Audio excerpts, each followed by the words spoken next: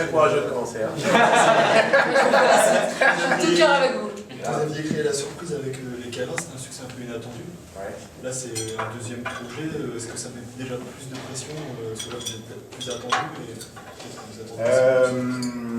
en fait, ouais, ça met de la pression parce que le deuxième film, c'est très difficile. Voilà, on connaît plein de gens, même autour de nous, qui ont un peu échoué sur un deuxième film après un premier succès. En fait, la pression, elle vient du fait qu'on espère faire au moins aussi bien que le premier, quoi. Évidemment, ça vient de ça. Quand on arrive de rien, on ne peut que faire mieux. Là, on arrive d'un premier petit succès, donc on essaye de... On aimerait bien que ça soit un peu pareil, mais c'est un problème de riche, hein, parce que c'est pas vraiment une suite, mais il y a quand même quelques codes qu'on retrouve, un trio. Ouais. Et justement, est-ce que c'était pour à la fois pas faire totalement une suite, mais pour aussi garder les gens qui avaient aimé le premier, pour pas qu'ils soient totalement dépaysés, de faire une petite trame un peu similaire? Non, alors je vais te dire, la réalité c'est que j'avais pas trop de crainte sur le fait qu'on allait pouvoir réintéresser les gens qui avaient aimé le premier, parce qu'on est tellement peu nombreux à traiter de la culture urbaine et banlieue au cinéma, et encore plus en comédie, que je pense que même si on n'était pas trois et que s'il n'y avait pas un animal dedans, on aurait quand même touché les gens concernés, parce qu'on leur parle très peu à cette clientèle-là. Alors après, le reste, ça s'est fait un peu naturellement. J'avais envie d'écrire pour Malik.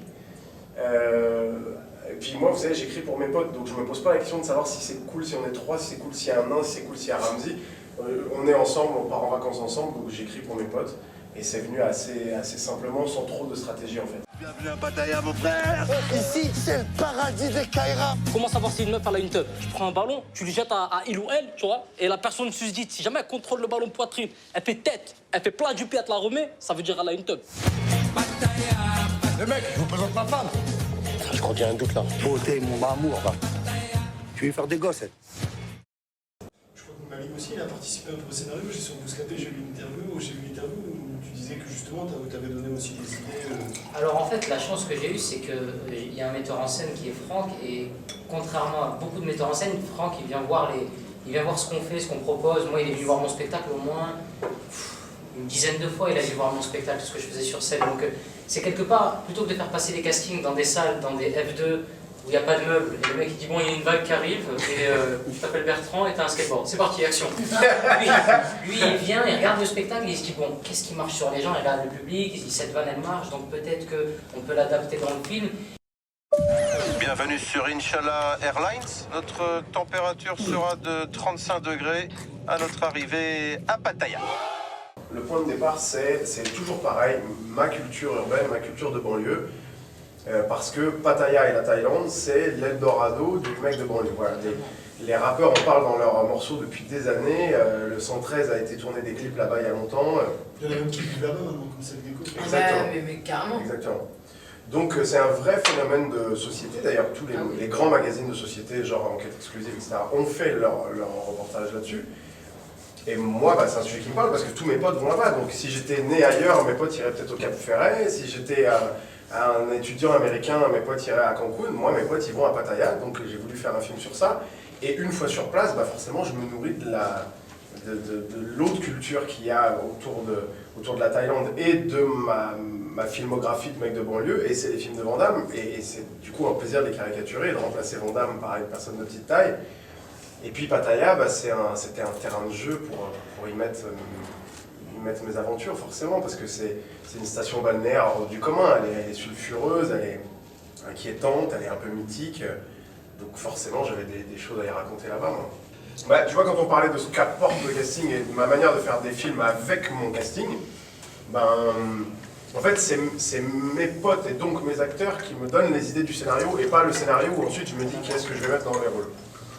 Et Je crois qu'il va peut-être pas lui mettre à l'endroit parce qu'il reste des gâteaux. C'est pas grave. Malik accueille bien. Si on peut avoir une première réponse, c'est cool. Ouais. Ça va rajouter une petite étoile. Non mais... Et quand vous dites que le film s'inspire de vos aventures, c'est plus pour la gastro ou plus pour les Ladies Boys? Un peu des deux. vous êtes pour quel journal, monsieur? Parce que je sens Le quotidien du cinéma, c'est internet. Et puis carré.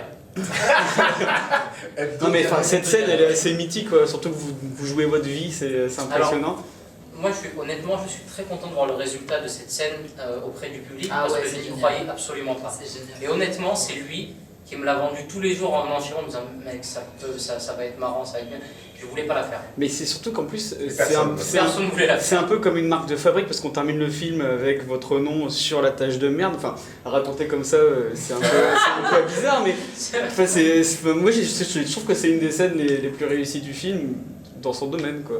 Et c'est ça qui est drôle. Et c'est pour ça que je dis. On n'est pas nombreux dans ce domaine. Ah, mais ça, on voit l'influence des films des frères Farrelly, par exemple, etc. Exactement. Et bon, là par contre, j'emmènerai pas ma mère voir le film, comme vous disiez tout à l'heure, mais parce que Ça c'est dépend, sûr ça. qu'elle va pas aimer, mais. Ça va faire chier à la gueule, je comprends. Et moi, je finis tes frites, s'il te plaît. Sur la tête de ma mère, touche à une de mes teufs, je m'occupe de Watt, ok? T'es sérieuse là pour des frites comme ça? Regarde ça. Ah, non, regarde, ils sont. Ah,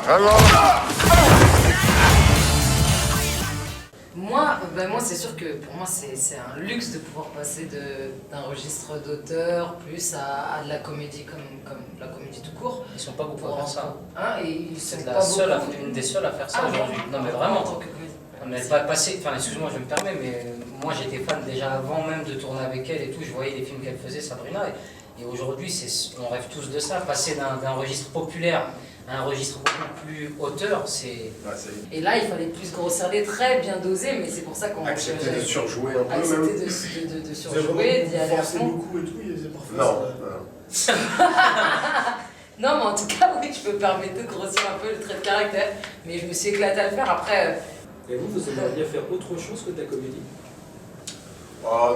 Il est sur une pièce de théâtre. Un vaudeville, il est sur un Ça y est. vaudeville. Je t'ai dit gentiment, touche pas à mon frites!